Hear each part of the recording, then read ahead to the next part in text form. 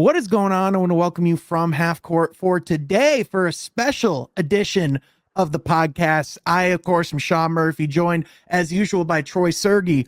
But today, a man who needs no introduction if you've been a Pistons fan for quite a long time. But for those that might not know, this man was on the sidelines during some of the greatest Pistons games and memories and moments in the franchise's history, let alone just in the 2000s. Worked alongside George Blaha and Greg Kelser and Fox Sports Detroit for 10 years, is now the lead sports anchor at ABC 7 NY. Ryan Field is on the podcast. Ryan, what is going on, my friend? Thank you so much for being here. And it is such an honor to have you on the podcast today. Yes, sir. The privilege is all mine, guys, or I should say the pleasure is all mine. It's an honor to be here to talk about a team that is very near and dear to my heart, has been since I was a kid and continues to be to this day. Yeah, for sure. And I mean, obviously you got to see that interject pretty closely, covering the, New York sports scene, covering the Knicks and seeing, the Pistons really make their first splash in the playoffs in quite a long time, interject with that Knicks team that you were able to cover. So I know you and I were both at some of the games at that series, and you've kind of been able to see this group up close over the years. And this is definitely the best they've been since you've covered the team. From your perspective, what stands out about this Pistons team, and what makes this team the best it's been since the going to work days?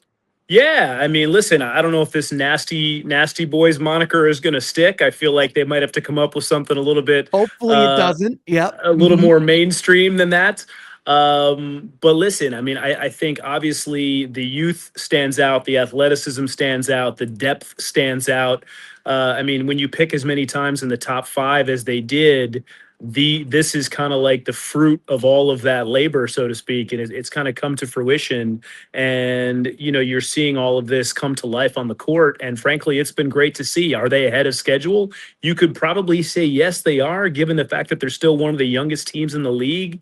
But, I think some of it has to be some of the credit has to be given to Troy Weaver with some of the moves that he made. And obviously, Trajan Langdon has come in and kind of filled in the blanks and helped kind of bring the pieces together and has now put this team in a position to take the next step. But if you're a Pistons fan, this is better than you possibly could have dreamed of, where this team is at right now, with the potential this team is at. And you could argue not even really fully barely scratching the surface of their potential at this point. And I think there's a lot of things to be excited about. And, I'm not in the day in and day out like I used to be for 10 years on the sidelines, but just watching it from afar and reading it and, seeing your guys' comments on Twitter and all that stuff. I mean, we went through, and I can say we, as a Piston fan, we went through a lot of bad years. And all of those trials and tribulations have kind of led us to where they are right now. And they're one of the best young teams in the league, and the future is very bright. And frankly, that's all you can ask for. Yeah. And Ryan, you're, obviously being in New York, you're covering a team that for years was kind of a sleeping giant, metaphorically speaking, as far as, the NBA is a lot better off when the New York Knicks are good. Similarly, in my opinion, the NBA is a lot better off when the Detroit Pistons are within that conversation. Just from your perspective as someone, who's from Michigan, who, like you said, is a fan, just how much more does it mean when the Detroit Pistons are playing at that standard of basketball? I mean, they are a legacy franchise. Anybody that follows this league will tell you that. I mean, they're one of the 6 or 7 teams that have won at least 3 championships. So their resume speaks for itself. They have a brand of basketball going back to the Bad Boys days and then the going to work era that, frankly, rubs a lot of people the wrong way. And I think fans in Detroit, that's exactly how they want it to be. They kind of want to be the outcasts, the outliers, if you will. I saw a tweet that somebody said this team currently is like a 90s team. They have one guy to run the offense. They have one guy to shoot threes, and the rest of the guys just beat you up. And that's kind of a perfect way to describe this team and where they're at right now. And, the NBA is in a much better place when the Pistons are good. Look no further than the ratings that they had in that Knicks series. That was, frankly, the best series of the first round. I had a couple of Knicks beat writers even tell me that had Isaiah Stewart been healthy, the Pistons might have won that series. Heck, Isaiah Stewart said it himself that, they probably would have won had he been healthy. You can play the shoulda, woulda, coulda game, but we do know this, that, they're ready to take another step this year, and the NBA is going to be better off because of it. Yeah, for sure. Troy? Yeah, absolutely. Just kind of looking at obviously Cade Cunningham making such a big step this season as he did last season as well. And, Ryan, is there any other guy on the team right now that you've just been really impressed with that you've been able to watch? I know you're not watching every single game, with the Knicks. Oh, I'm pretty much watching every single game, Troy. Don't kid yourself. Oh, yeah. Okay. I've got the league pass. He's just not got the foot. He's just not got the feet on the ground. Exactly. We don't have the boots on the ground type reporting that we had before. That makes my question even better then. Of what guy? Yeah, I'm reading every article, and I am very much invested. What is going on in the Motor City? I mean, listen, we have 9 professional teams, 2 soccer teams, 4 college teams that I have to keep track of here in New York, but always one eye on the Detroit sports scene. And obviously Jalen Duren, who is playing for a contract. He has become one of the best centers in the league in terms of what he's given you a night in and night out. And you see, his development, not only from, an offensive standpoint in terms of how about that pass he made to Javonte Green in the Wizards game last Friday night. I think it was Friday night. No, it was the Peacock game against the Wizards that they had that crazy comeback to win where he got the rebound in overtime and then found a cutting Javonte Green for the dunk. Yep. That just right there goes to show you like the next step in his evolution as a player. Defensively, he's getting a lot better. I like that he worked with Rasheed Wallace in the offseason, working on the communicating in terms of him being kind of like the quarterback of the defense, calling out the sets and everything else. So, Rasheed, a perfect guy for him to learn from. So he's taken another step in that regard. And, it's just an all around growth. And I think he's about to be 22 or just turned 22. Literally about to be 22. Yeah, about to be 22. And that just kind of goes to speak of what I was talking about earlier with this team just barely scratching the surface of what they can be as they all kind of, with the Asar Thompsons and hopefully the Jaden Ivies and Ron Hollins. And as these guys kind of grow up together, they're all kind of in the same age range. And as their games blossom, this team is only going to get better. And here they are atop the Eastern Conference as we tape today at 11-2, playing the Pacers tonight, another team that they should beat. So, Jalen Duren is just another perfect example of where this team is at. And again, you have to give Troy Weaver credit. That was a good trade he made on draft night, trading to get Jalen Duren. So you have to give Troy his flowers here as well.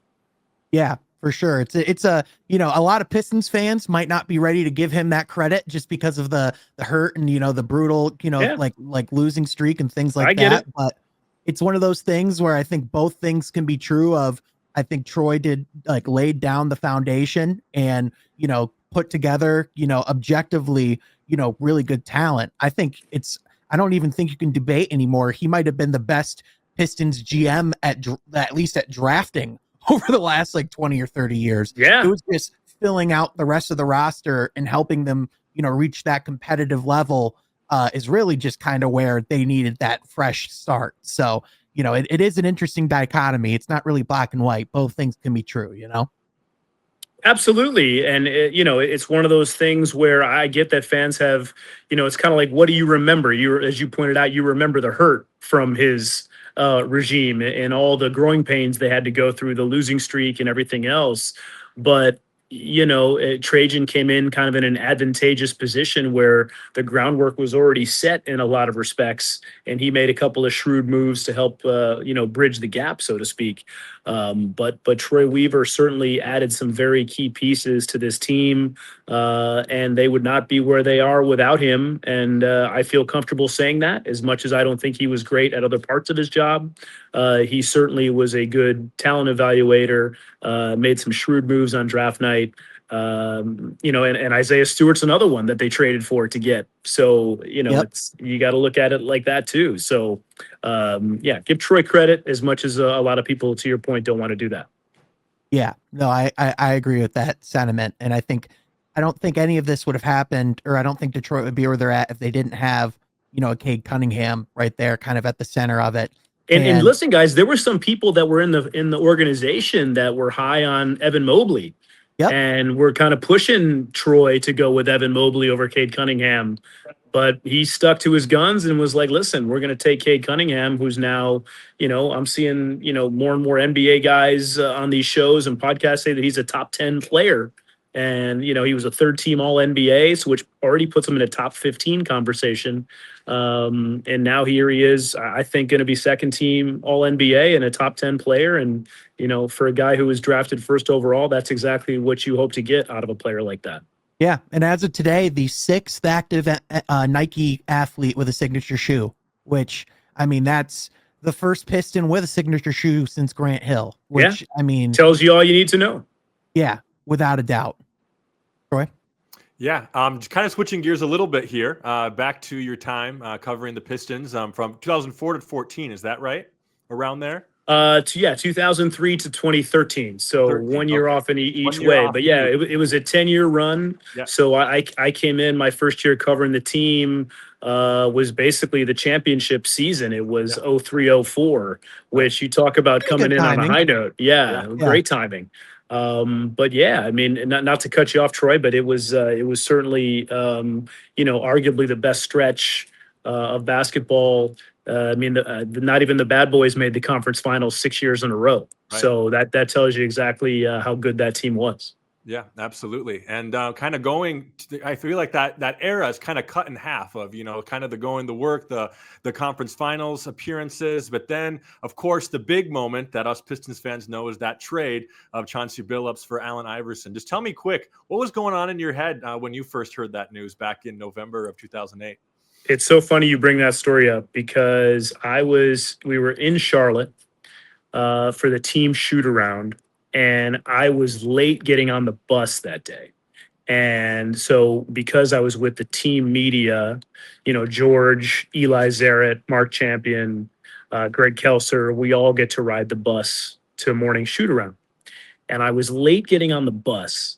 And not that they were waiting for me. I think they might have been waiting for Chauncey, but he never got on the bus. And because I was late, I apologized to Michael Curry and got on the bus and didn't even realize that Chauncey wasn't on the bus.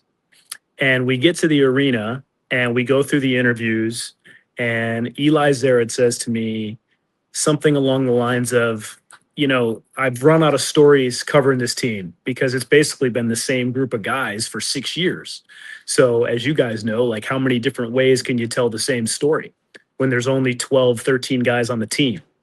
And I kid you not 3 minutes after he said that is when everybody's phone started going off that the trade had went down. And there was an article written, I think it might have been in Sports Illustrated, talking about an elevator ride between Richard Hamilton and Tayshaun Prince, who had gone up to Chauncey's room at the team hotel. Well, the third person in that elevator was me. And I was there with Chauncey, with Rip and Tayshaun. And they were just talking to themselves like, this effing league, I can't believe this. And those guys looked as dejected as you ever possibly could see two professional athletes, because they were so sad that their friend was getting traded, first and foremost. And secondly, that this era as we knew it of Pistons basketball, and those guys, they'll tell you, they still felt like there was more left in the tank. They didn't want to break up the core. Yep. And they were very, very, very upset in that elevator ride. And that was unbeknownst to me that they had gotten off the floor, or I should say gotten off at that floor, which was Chauncey's room. But that was written about in an article a couple years later about how they had gone to either console Chauncey or talk to him post-mortem about what had happened. But I just remember being in that elevator going, things are never going to be the same for this team. And after everything that they had gone through in those 6+ years, to see it all come to an end one afternoon in Charlotte when that trade went down was very surreal. And even thinking about it now, I mean, shoot, how many years ago was that? 15 years, 17 years ago? I mean, Yeah. it's crazy to even think 17 years ago. But I can close my eyes and remember it like it was yesterday, being in the elevator with those two guys who I'd gotten to know very well over the years, obviously.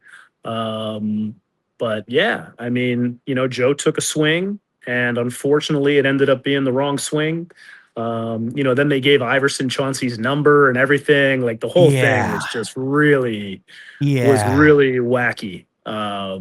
But people wanted some, even I remember fans weren't crazy about it, but they were also excited about the possibility of, Iverson kind of resurrecting his career and maybe, reaching into the fountain of youth and kind of reborn in Detroit. And he certainly had some games where he showed flashes, but he was Absolutely. nowhere near the same player. And that was the beginning and of the end for Joe Dumars and that whole squad that we all fell in love with. So, had they stuck with Chauncey and, McDyess came back later on that season as part of the trade when they brought him back, had they just kept the band together and maybe made a different trade at the trade deadline to supplement and go a different direction, hard to say what would have happened. But, there's others who had argued that that team had reached its peak. They were already on the downswing of things and it was time to make a move. Hindsight is 2020, obviously, but Yep. that was certainly a very sad day for the Pistons looking back at it. It's the only trade that I can correlate directly to the Luka Doncic trade in the sense of I know it's not the same level of generational talent, but it's like almost like that fundamental abandonment of what made that team what it was from the Yeah, identity standpoint. It was no like question. it was the antithesis, like it literally the antithesis of going to work. Like from going to work to we're talking about practice. Yeah, Like there it couldn't was. be bigger Yeah, contrast. that's well said. I mean, it was a gut punch and a shock to everybody, and that was before Twitter, so you just didn't have the rumors that came out. You know what I mean? Where you could get rumblings of these things happening. I mean, this move literally came from out of nowhere, and we were all just floored by it to the point where you had to read your phone twice that this had actually was going down. Yep. And the fact they traded McDyess as well, who was such a popular player and such a pivotal at that point, he was part of the starting lineup. So it was, two starters for Allen Iverson. It just, in a lot of ways, it just didn't make sense. I understand what Joe was doing, trying to mix it up. I just would have gone in a different direction and done it a little bit differently. But listen, we can look back at it, still remembering that generation fondly. Yep. Obviously, the easier thing to do is think about what he could have done with that second pick in the '03 draft, whether it's Dwayne Wade, Carmelo, Chris Bosh, any one of those guys, and they probably would have won another championship, maybe two more. And we would be looking back at this era completely differently. The thing that always stands out to me is that that team, when they won, was labeled as overachievers, right? They had a 5-game sweep of the Lakers and they had overachieved. But then when you look back at the duration of their run, they were very much underachievers, and they didn't get to that, they didn't get to that second title or third title that they probably, to a man, they'll tell you they should have won at least one more, maybe two, even Yeah. as constructed. So, the group that was the going to work overachievers ended up being the going to work underachievers, and kind of left you wanting more for such a long run of excellence to only come away with one title was a real shame. Oh, an underrated what if in the NBA, in my Yeah, opinion. no question. Bef- Absolutely. Before I let you go, Ryan, I'd be remiss if I didn't ask you about George Blaha. I mean, this is season 50 for Yeah. George as the play-by-play commentator for the Pistons. That is unheard of in all of life in general for someone to have the same job for 50 years, let alone someone to be calling games throughout every pivotal moment you can think of, George's imprint was left on it. Being around him and seeing it up close myself, one of the things that just stands out is just the George Blaha you get when the mics and cameras on is the exact same George Blaha you get when he's behind the scenes and talking to people, grabbing a meal. To you, when you just think about your time back working with him and working, together alongside that in the Pistons organization, like what's the quintessential George Blaha story that stands out to you? Oh boy, that's a tough one. It's fitting that I'm wearing a green tie, which by the way, I'm wearing a green tie because I lost a bet to one of our anchors who's an Eagles fan. So it pained me to have to put this on today. But I've been telling everybody who doesn't know about the bet that it's a Spartan green tie. And go white. And it's funny that I'm wearing this color tie because George Blaha cares about two things more than anything else: Detroit Pistons basketball and Michigan State football. That guy is an encyclopedia of knowledge on both subjects and is the most passionate person I've ever met when it comes to those two teams. And we should all be so fortunate to have a job for 50 years doing what we love to do, where it doesn't feel like work. George is, however old he is, could have been retired 10 years ago, but is still on the NBA travel schedule, doing most games, not all. And a guy at his age still doing it 50 years later, grinding it out during the season is tells you all you need to know about George. And he is the quintessential teammate, always had the best attitude, great smile on his face when he'd see you. Hey, Ryan, how you doing today? My favorite story with George is actually a funny one. And my buddies still laugh about it to this day. It was probably 2011, 2012. You guys were probably still in grade school at the time. And we were playing the Heat down in Miami. And it was one of those February games. And I had not, like anybody else who lived in Michigan, had not seen the sun since September. So I thought I was going to be, Miami Vice style and wear my khaki Don Johnson suit, do the sidelines for the Pistons Heat game that night in Miami. So I was out by the pool at the hotel, at like 11 a.m. And once we got back from shoot around, and I was out there like from 11 until 2, just soaking up the rays, had the sunscreen on, but it didn't matter. By time 7 o'clock rolled around, I was beet red from being out seeing the sun for the first time since summertime. And it just, on my khaki suit, the contrast was so stark that I had this bright red face and then a khaki suit. And even with a little bit of makeup on, it still didn't cover up the fact that I was very red. So George throws it down to me for my pre-tip hit, which is right before tip off. And I kind of set the tone. I pick a storyline to watch during the game and I send it back. And rather than him saying, thanks, Ryan, or he says, thanks, Smooth Johnny, what he says now about Johnny Kane, he said, is it just me or did Ryan Field get some sun today? and then Kelser says, he must have been by the pool all day, George. And those two laughed and laughed and laughed. And they had already killed my microphone before I could even respond and defend myself. So when I tell you my phone was blowing up after that, that is an understatement. Everybody thought that was the funniest thing because it's not like George. He can be very funny, but he doesn't interject a lot of humor into the broadcast. No, so for him, all of a sudden, just to say that out of nowhere, is it just me or did Ryan Field get some sun today? It was hilarious and will go down as one of my all-time favorite George Blaha stories. That's fantastic. Greg Kelser's just fantastic as well. I got to eat dinner with him before a game last year, and just an incredible man. Just asked about my family, asked about my childhood, and just great human being. That's right. Another Spartan legend, and getting those two together to talk Michigan State was always one of the joys of flying on the team plane with those guys. And listen, that was some of the best years of my life covering that team. And I always said that it would take a special opportunity for me to walk away from that. I mean, I was doing Pistons during the winter, and then I transitioned to Tigers in the summertime during my 10 years for Fox Sports Detroit, now FanDuel Sports Detroit. And that opportunity came up for Fox Sports 1 to help launch that network out in Los Angeles to go national I don't regret the decision to this day, and it helped me land in New York, and things are great. But I still look back at those 10 years, and man, they were some of the best years of my life. And getting a chance to cover the teams I grew up watching as a kid, and as we said, having the boots on the ground and being at all the practices and talking to all the players and getting to know the George Blahas of the world was just it's just what it's all about. So Yep.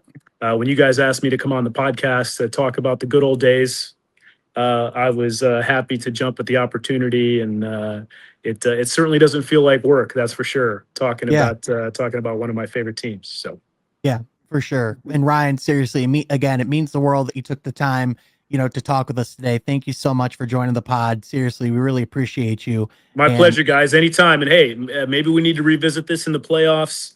Maybe we'll be getting a Pistons-Knicks Eastern Conference Finals, and we can go ahead and break that series down. Absolutely. Yeah, for sure. Yep. If we face off yet again in the playoffs, definitely going to have to have some pre-media dinner at the LCA No buffet. question. And listen, do you know how hard it was for me when the Knicks eliminated the Pistons in 6 to go on the news here on ABC at 11 p.m. and with a smile on my face, acting like I was all excited about that? I think I deserved an Oscar for the acting I did that night. It was something else. Yeah, at the very least, get another Emmy in that. Yeah, man. In that man. My gosh. I was crushed on the inside, but you'd never know it. I was smiling my way through the highlight and acting like I was just having the best time. So that was a tough day at the office. I can promise you that. Well, that was an absolutely awesome interview to do. Thank you so much to Ryan Field for joining the podcast. I just found that conversation to be absolutely fascinating. And I texted Troy after the podcast, and I just told him, I said, dude, amazing question there about the Chauncey Allen-Iverson trade, because that is not where my head was. And I am really glad that he said something, because I never heard that story before about the elevator ride that Ryan was a part of, and them going up to the room to console Chauncey, and them in real time having to really reconcile with the fact that this hotel, like essentially this hotel elevator in Charlotte, that this great dynasty that they were building, or, this great team that they were a part of, this run that they had, is just over, and it's just one of those stories that's just absolutely surreal to hear, because again, it feels affirming of a lot of like what you felt you knew about that trade at the time. Anyways, a lot of you might even be too young even, or even might even not have been Pistons fans around that time to even really care about what I'm talking about there. But nonetheless, I think a lot of Pistons fans are going to find that fascinating, just like I did. But speaking of fascinating in the Pistons, that is just what they've been this entire season. They haven't lost since October 27th. 2 years ago, yesterday, or, as of recording 2 years ago on November 17th, they were on a 10-game losing streak. Now they're on a 10-game winning streak. It is quite literally night and day compared to where things were just 2 short years ago. And, it's interesting, because even in this conversation that we just had with Ryan, it's like you have to acknowledge the fact that Troy Weaver drafted the talent and put the pieces there as far as like that core supplemental foundation.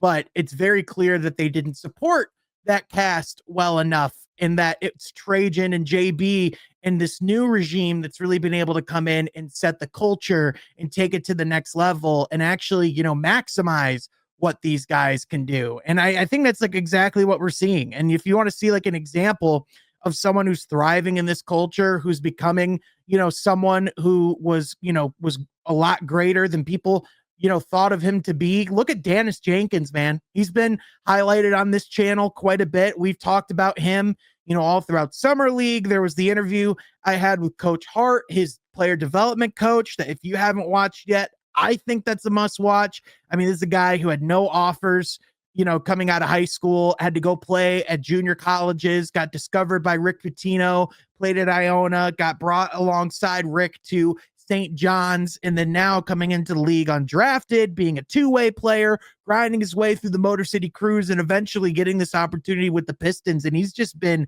amazing for them thus far. Like in his few games that he said to come in and start, like he's essentially translated his offensive production that he had in the G League and just really brought it over to the NBA, which is just not something that you see very often. And it's that he's just really quick, has insane athleticism, for someone at his size, and especially someone who's on like a two-way deal.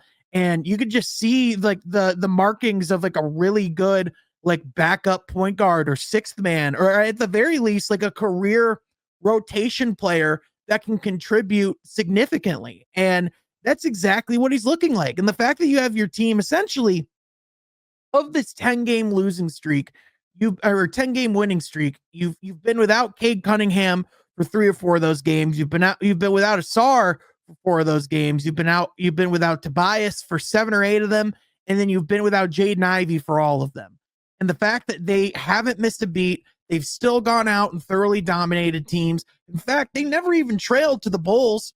I don't think they trailed to the Pacers, and if they did, it was for a very brief period of time. They went out there and just looked like the better team just about every single night. And the thing that's crazy is they're doing it with like an old style brand of basketball. They're beating teams up in the paint. They're going in the interior. They're scoring with high efficiency, and then they're daring you to be able to make that up on the other end, because a lot of times teams can't. Outside of the Oklahoma City Thunder, this is the best defensive team in basketball. This is the second best defensive team in the NBA, and it's showing. That's why they're on a 10-game winning streak. And then throw in the fact that you have guys like Jalen Duren, who, when you want to talk about the leap, this is more than a leap. This is a gargantuan leap. He's literally doubling his production from last season in just about 2 more minutes of playing time a game. And he just turned 22 today. Just turned 22 today. And he's going out and doing that. And I mean, he's doing things in games that literally haven't been done since Dwight Howard, statistically, with the 30-point double-doubles.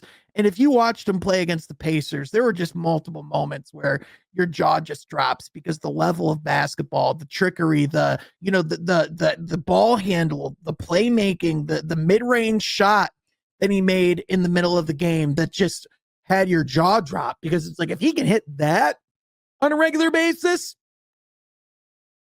his game just goes to a completely different level. It's just a completely different stratosphere. And I threw out this question earlier on Twitter, and I'd be curious to hear your thoughts in the comment section down below, because I legitimately can't think of a better center in the Eastern Conference right now. Can you? As far as like how they've played this season, their performance from game 1 to now, has there been a center in the Eastern Conference that stacks up to Jalen Duren? Really, the only ones are like Karl Anthony Towns, Bam Adebayo, but like, it's a short list. If you want to look at the centers that lead the league in double-doubles right now, it's Nikola Jokic and it's Jalen Duren. It's those guys, which, I mean, obviously Jokic is the best player in the world. Jokic goes out there, does Jokic things. So, you're just like, yeah, he's not going to be Jokic in that regard. But the fact that you're even in the conversation says everything you need to know. I couldn't be higher on his outlook, on his future, on everything that he's done.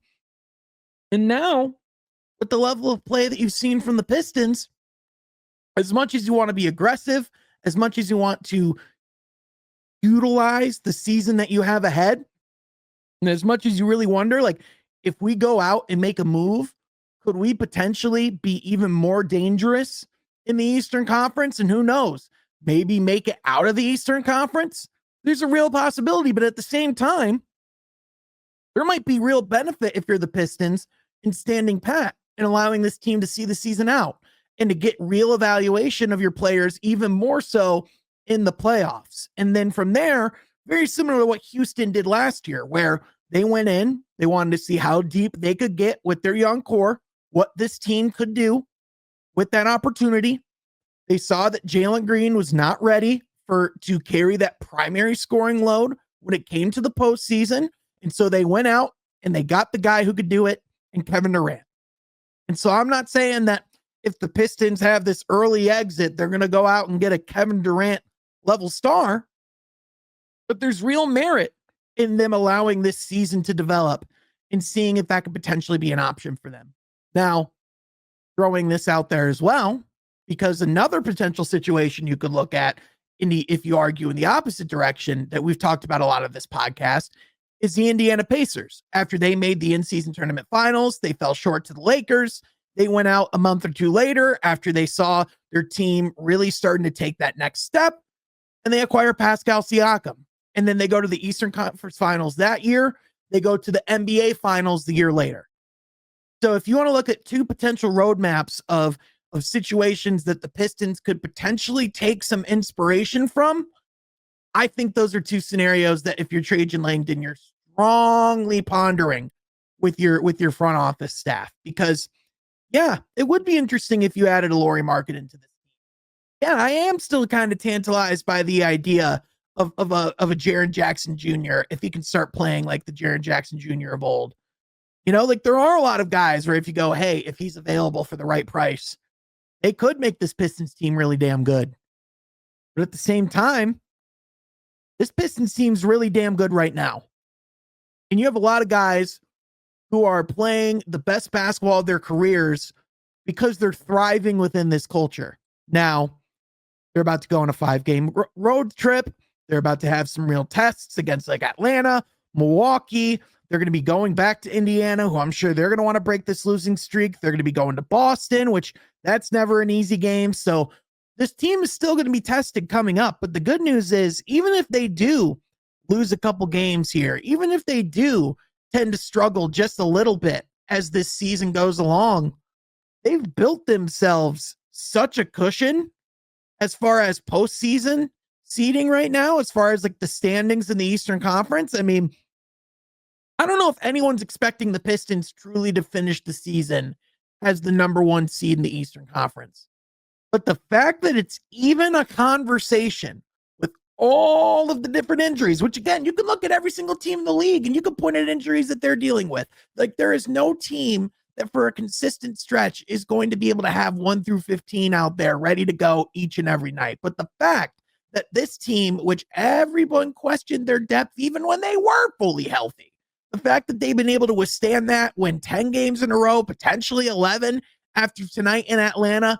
I mean, I know you can't give out Coach of the Year awards after the first 14, 15 games, but JB Bickerstaff has to be firmly in that discussion. I mean, obviously, when you have a team in Oklahoma City with Mark Dagnall that you've literally only lost 1 game, the point differential is historic. Like they're 100% going to, be in that conversation too.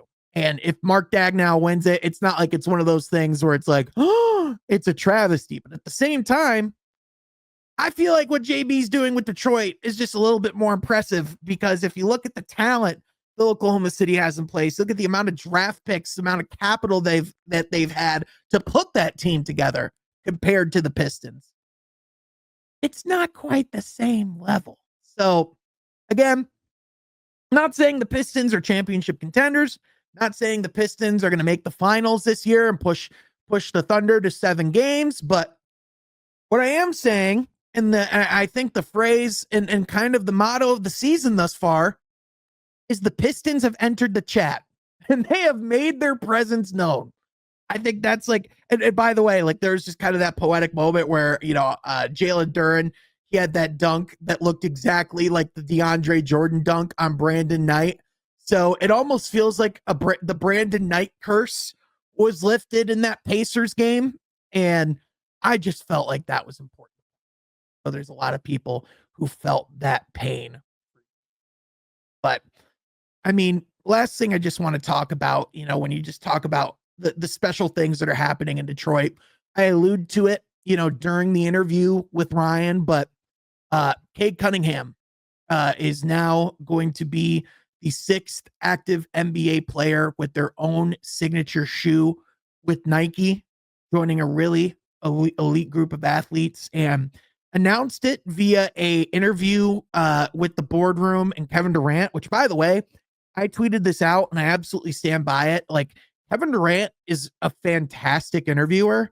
And if he chooses to have a career in media, I think he has the potential to be absolutely outstanding at this. And all this talk from Draymond and guys, about like the new media, like if you actually want to see what that looks like executed well, like Kevin Durant's doing a really good job. LeBron in Mind the Game's getting a lot of praise, but that podcast that he did with Cade, I was just incredibly impressed with Kevin Durant's quality of interview. But on top of that, too, just you see the confidence just oozing out of Cade, the respect that's being given towards the direction of Cade. And look, this is Nike making a long-term bet and being confident enough in what they've seen from Cade, saying this is one of the next superstars. This is one of the next American-born superstars. And this pretty much cements Cade Cunningham's place, in Team USA discussions for years to come. This puts Cade on the short list of faces of basketball. And he's the first Piston to ever have their own signature Nike shoe. He's the first Piston to have their own signature shoe since